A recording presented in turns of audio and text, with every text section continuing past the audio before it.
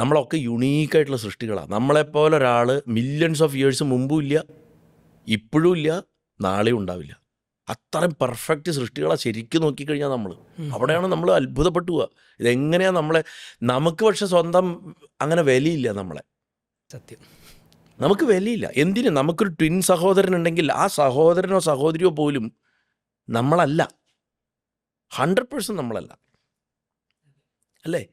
അപ്പോൾ ഓരോ വ്യക്തിക്കും ഉള്ള സമയത്തിൻ്റെ ഏറ്റവും സൂക്ഷ്മമായ തലത്തിൽ ചെന്ന് ആ സൂക്ഷ്മമായ തലത്തിലുള്ള അതിൻ്റെ ഗുണത്തെ പഠിച്ച് ആ ഗുണത്തിനനുസരിച്ചിട്ട് ജീവിതത്തിനെ ക്രമപ്പെടുത്തി കഴിഞ്ഞാൽ കണ്ണി തട്ടേണ്ടത് പുരികത്തി തട്ടിച്ച് വിടാം.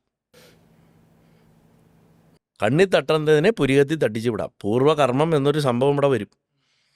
അപ്പോൾ ആ കർമ്മവും നമ്മളിപ്പോൾ എടുക്കണം നമ്മുടെ ഫ്രീ വില്ലും, ഇത് രണ്ടും ചേർന്നുകൊണ്ടാണല്ലോ നമ്മുടെ ലൈഫ് പോയിക്കൊണ്ടിരിക്കുന്നത്.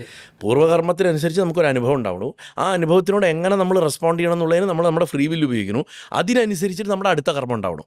ഇപ്പോൾ നമുക്കൊരു ദുരന്തം വന്നു, പൂർവ്വകർമ്മത്തിൻ്റെ ഫലമാണെന്ന് പറയാം. പക്ഷേ ആ ദുരന്തത്തിനോട് നമുക്ക് എങ്ങനെ റെസ്പോണ്ട് ചെയ്യാം? ഒന്നുമില്ലെങ്കിൽ ഇല്ല ഞാൻ ഇനിയും സ്ട്രോങ് ആയി നിൽക്കും എന്ന് പറഞ്ഞ് എണീക്കാം, അല്ലെങ്കിൽ എന്നെ കൊണ്ട് പോയി എൻ്റെ ജീവിതം കഴിഞ്ഞു പറഞ്ഞ് നമുക്ക് അവസാനിപ്പിക്കാം.